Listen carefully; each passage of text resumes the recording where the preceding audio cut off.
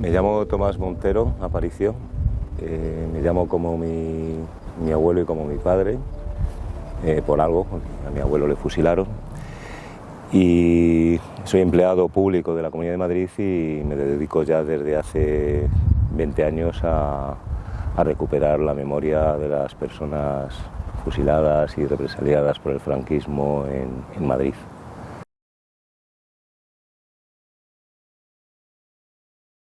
Memoria Libertad fue una página que creé con mi espacio particular de Telefónica, mi ADSL particular en su época, para transcribir los nombres que figuraban en un libro descatalogado de Mirta Núñez y Antonio Rojas, en el cual existía una relación de 2.663 personas fusiladas en la posguerra en Madrid.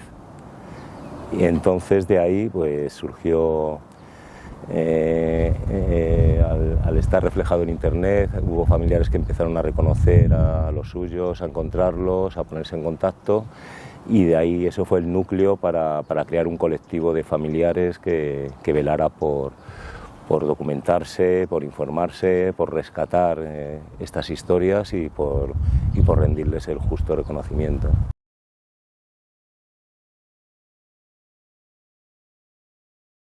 Las cartas de la memoria fue una iniciativa que tuvimos los familiares en el año 2009, basándonos en el libro Querido Eugenio de Juana Doña, a la que fusilaron a su pareja en el 41 también, y por el cual los familiares contestamos sus cartas de capilla, que son aquellas que escribían antes de ser ejecutados la noche anterior, ¿no?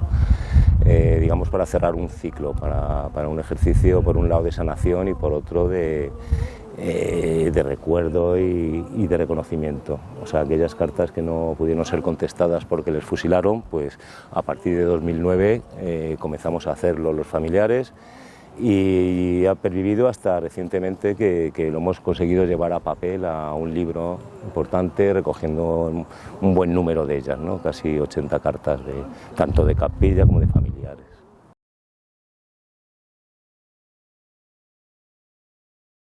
A ver, la recopilación de las cartas ha sido algo como muy voluntario y muy,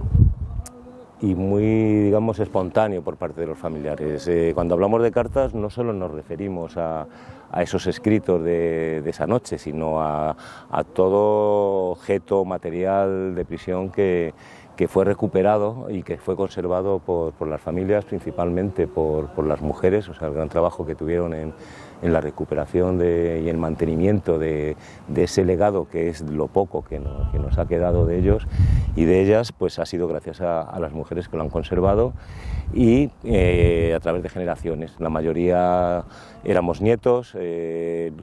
Curiosamente hemos incorporado los nietos a los hijos, porque los hijos en principio por las circunstancias pues han estado un poco generalmente al margen, por miedos, por ver que no había respuesta social, pero a nivel de nietos pues hemos recuperado ya a hijos, ahora hay nietos, en fin, es un tema, digamos, familiar completo, ¿no?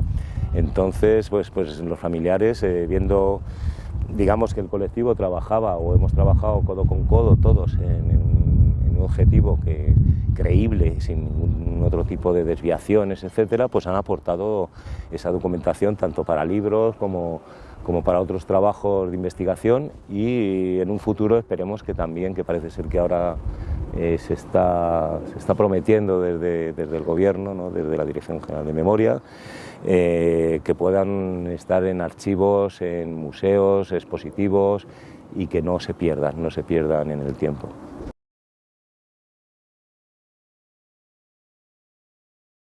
A ver, la repercusión ha sido importante, si tenemos en cuenta los pocos medios que contamos, porque no contamos con ninguno, no somos siquiera asociación, llevamos 20 años unidos a través y gracias a las redes sociales, a Internet, a esas ventajas que verdaderamente requieren poco presupuesto, ¿no? Entonces, hemos tenido muy buena acogida por los medios de comunicación, incluso a nivel extranjero, como el The Guardian, otros países, han salido en informe semanal, en fin, ha sido un trabajo bastante bueno. La editorial perdonad, hizo un trabajo también excelente con la edición, con la maquetación, con lo que es en sí recoger eso en un libro, y verdaderamente pues sí, ha tenido repercusión. Lástima que es un libro muy costoso, solo se pudieron lanzar 1000 ejemplares y claro, no hay presupuesto para lanzar otra edición. Esperemos que haya algún mecanismo o algo para que eso se recupere.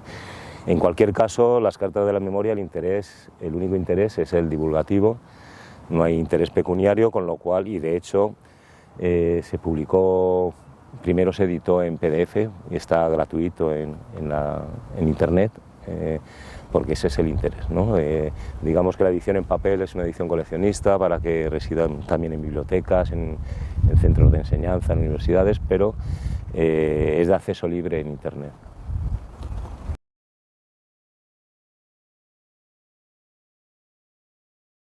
A ver, es que sin memoria no existimos, vamos, yo por lo menos a nivel personal lo considero, ¿no? Yo no sé cada cual lo que piensa, ¿no? Pero si no tienes una referencia de quiénes han sido, no, es muy difícil saber quién eres. O sea, no se trata de ser lo mismo, que hay gente que confunde, sino saber de dónde vienes y dónde vas, pues ya es cuestión tuya y luego de la suerte, ¿no? De lo que suceda. Pero la memoria es importantísima no solo para a nivel personal, familiar, como hablamos, sino para constituir la historia.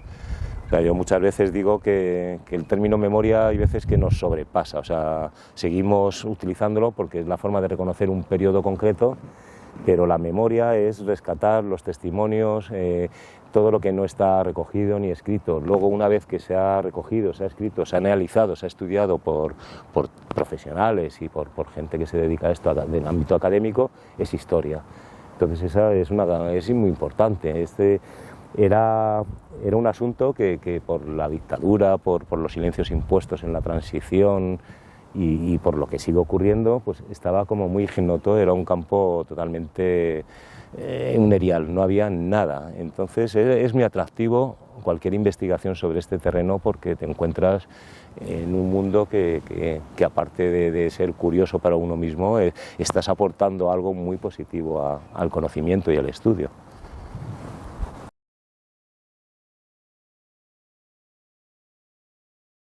A ver, hay una cosa curiosa que tampoco lo he contado, pero siempre lo cuento porque es importante, ¿no? Sobre todo para quienes estáis comenzando, sois jóvenes. O sea, yo he sufrido de siempre una timidez patológica, o sea, algo que no me ha abierto puertas, evidentemente, porque huyo como la peste de cualquier situación en la cual no conozca a las personas. Luego ya, pues sí, me desenvuelvo. La memoria me ha ayudado a ir superando esto, ¿no? Pero aún así sigo manteniendo esa timidez desde la infancia, ¿no? Entonces, cuando empecé, al revés de lo que ahora casi pregonamos como familiares, empecé por una inquietud ideológica, ¿no? Una inquietud en esa época de juventud en la cual participamos de lo que fue la transición. Aquello fue un tema desbordante. Entonces, en cuanto tuve noción de lo de Priaranza, de todos los problemas de cuando se sumó aquellas fosas, y teniendo en cuenta que mi abuelo, ya había rumores en la familia, rumores porque nunca se habló con claridad, de que había sido fusilado por el franquismo en Madrid en la posguerra, pues me metí a investigar, primero con la familia, con la abuela que vivía, o sea, su viuda, que seguía parca, no transmitía nada, no quería a la mujer por sus circunstancias, por lo que hubiera, y se fue a la tumba prácticamente sin contar absolutamente nada. Solo nos quedaban una foto, una carta que guardaba otro familiar, la carta de capilla, en fin, pocas cosas que te incitaban, por un lado, a reivindicar eso y esa injusticia, pero al mismo tiempo a saber de tu familia, ¿no? Y a saber por qué había sucedido todo eso. Entonces, pues bueno, eso fue interesante, ¿no? Porque empezabas a conocer personas. Normalmente todo el mundo que aterriza de golpe, como no está o no hay nada, digamos, a nivel de conocimiento global, las pocas informaciones que había en aquella época, como casi ahora, vienen a estar en bibliotecas de universidades, en trabajos académicos de difícil acceso, en fin, para la población común, pues empiezas a descubrir a personas que llevaban de tiempo ya en todo esto, personas maravillosas, a gente muy solidaria y muy partícipe de derechos humanos, artistas, en fin, acabas viendo que que lo importante, que lo comentaba, siempre lo comento también, en esto es casi el camino, no la meta, ¿no? O sea, es en ese camino en el que conocemos circunstancias, conocemos personas maravillosas, en el cual, digamos, nos vemos reconfortados y como familiares también, pues bastante reparados. O sea, yo creo que es una reparación más interesante esa que muchas otras que de agitar una banderita o de ponerte una chapa, ¿no? O sea, eso es, al final, la conclusión a la que hemos llegado con el tiempo, y por eso yo creo que estas iniciativas han ido adelante, ¿no? Porque se ha buscado un objetivo claro, común, y no hay otros objetivos o otras estrategias que puedan enturbiar, digamos, esa idea común, ¿no? Entonces eso mantiene un núcleo muy importante y al final acaba siendo un tema de una gran familia. O sea, en el colectivo nos consideramos todos una gran familia. Nos hemos ayudado, nos conocemos, las vicisitudes han sido comunes y los pequeños logros en este camino pues también se comparten, ¿no? Entonces, digamos que eso ha sido lo que me motivó y por lo que hemos llegado, ¿no? a donde estamos.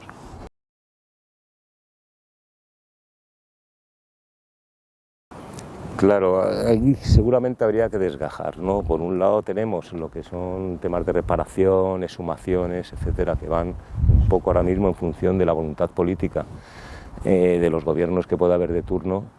En España no hay un consenso en cuanto a eso. Por ejemplo, tenemos el caso de Alemania, que sí lo hubo, en Europa, en Francia, en otros países, vamos, es impensable hablar de una dictadura o hablar incluso de monarcas, en Francia con la Revolución Francesa, ¿no? Con todo lo que supuso de docencia aquello, en Hispanoamérica, en todos los lados. O sea, es un tema universal, es un tema de derechos humanos. ¿Cómo se afronta? Pues evidentemente siempre nosotros como familiares y como personas civiles de la sociedad civil siempre hemos pensado que lo que tiene que haber ante esto es un gran consenso, porque si no hay consenso lo que hay es una panda de bárbaros, ¿no? Hay una barbaridad por ahí esperando, cuando no está en el gobierno está esperando, acechando para acabar con todo lo que se haya podido avanzar en derechos humanos, ¿no? Entonces, nuestro ideal siempre ha sido que exista un consenso social, político, pero como estáis viendo, pues es muy difícil porque hay intereses. O sea, no ya digo que sean así de animales o de bestias, ¿no? En muchas declaraciones, sino que lo utilizan pues para crear una opinión pública favorable a sus opciones políticas y tomar el poder y luego tomar el dinero, saquear, en fin, lo que estamos viendo repetidamente, ¿no? Entonces, pues sería importante, yo soy optimista, o sea, todos los temas académicos, todos los trabajos, las cartas de la memoria, eso no desaparece, esos son trabajos que han hecho que quieras que no hacen mella y que van a seguir o en bibliotecas y si no en la memoria de la gente como hasta ahora pasó en una dictadura como el Fahrenheit. O sea, si se queman los libros pues habrá que recordarlos y volverlos a recuperar. O sea, eso es algo imparable. Es igual que cuando en nuestro caso pues el Ayuntamiento de Madrid que entró pues nos arrancó los nombres de nuestros familiares del memorial antes de que pudiera concluirse, ¿no? E inaugurarse.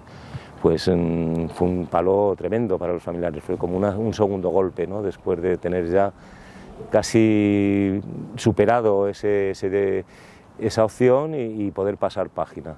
Pero ahí seguimos y lo mantenemos y en vista de que no se puede hablar con determinadas personas, pues nos hemos dedicado a hacer libros y a poder difundirlo por otras vías, ¿no? Digamos que eso es impepinable, o sea, eso no va a poder desaparecer, nada.